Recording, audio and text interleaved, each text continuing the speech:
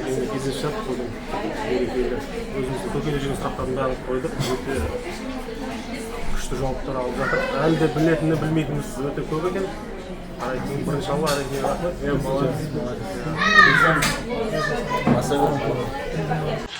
Олар да келіп көмектесті ма? Көмектесті, иә. Ауыл тұрғындары көмектесті. Өзіне кірісіп кетті. Ақтауда ма бұл?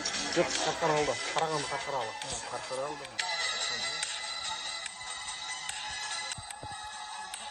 Отылған тендерлері ғана, иә? Я отлаган тендерлер. Рабочий процесс до, потом рабочий процесс и после видеолар бар. Линолеумдардың бәрін көрсететін болмасын да? Полный линолеум алып тұрып, перегородки, сахил там. Біткені ғой енді мынау, Да, иә? біткені, точно. Осы қанша миллиондыға бет? 12.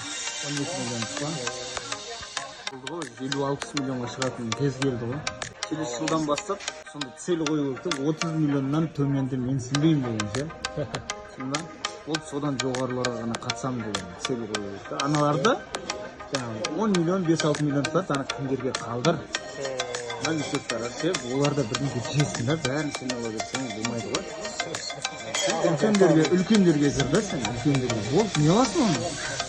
Қазір 10 миллиондық, 5-6 миллиондық тендерлер аласың ба сен? 10-ын жаптың ба? Енді 50-60 миллиондық екеу жатсаң жетеді саған.